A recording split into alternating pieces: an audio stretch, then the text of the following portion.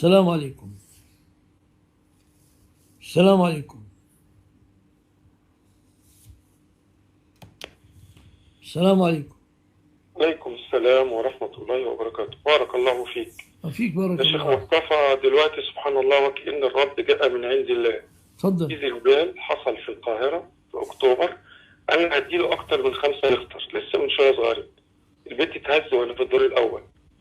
فده حضرتك السؤال اللي كنت سألته في موضوع، حتى حضرتك ما ادتنيش فرصة أسأل الدليل لما قلت لي هي من حقها ألا تسافر إذا كانت البلد تشتهر بالزلازل أو حصل زلزال وأنا بكلمها في أمر حضرتك حصل الزلزال، ماذا تفسر؟ انت المهندس احمد؟ أيوة يا فندم. بارك الله فيك يا شيخ مصطفى. الله يسلمك. طيب اسمح لي اسال اطرح سؤالك على اخواني.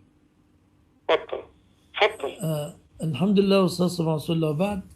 الاخ السائل وفقه الله لكل خير يقول: انا اريد ان اذهب لدوله وسابقى فيها لمده شهرين وزوجتي ترفض الذهاب معي، ما حجتها؟ قالت: إن البلدة كثيرة الزلازل. فقلت له: معها عذرها إذا كانت البلدة كثيرة الزلازل. هذا الذي كان. فأخونا الآن كان سؤاله هذا من حوالي 3 ساعات تقريبا يا أخ أحمد. لا من نصف ساعة. من نصف ساعة. يعني أنت كده ملهم يعني ولا؟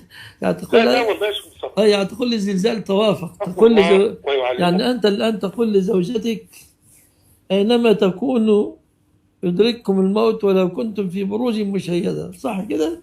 حضرتك عايز تعدل الفتوى عشان لا ما عدلتش الفتوى، لا أبنى على الغالب. يعني إذا كان البلاد عندي دلائل إن فتوى حضرتك غلط. قال الله قال رسول الله، فحضرتك ممكن تديني فرصة بس للرد برضه بقال الله قال رسول الله. اتفضل.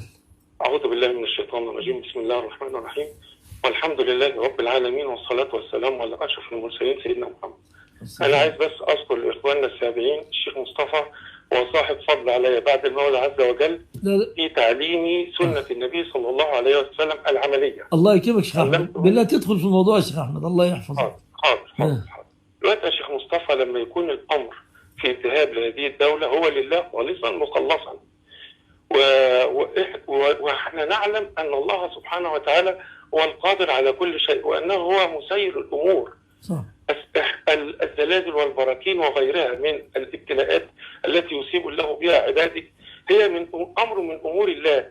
قد يأتي هنا بزلزال كما حدث في مصر أقوى بعدة مرات. هذه البلدة هي تشتهر بذلك، ولكنها يعني الناس يعني هل تعلم يا شيخ مصطفى ان هناك البلد اللي بتشتهر بالزلازل دي جميع مبانيها الان مصممه على الزلازل. حتى في البلد اللي حصل فيها زلزال عندهم المباني الجديده لم يعني تصب باي اذى. قطع من عند الله. الوقت انتهى يا عبد الرحمن ولا؟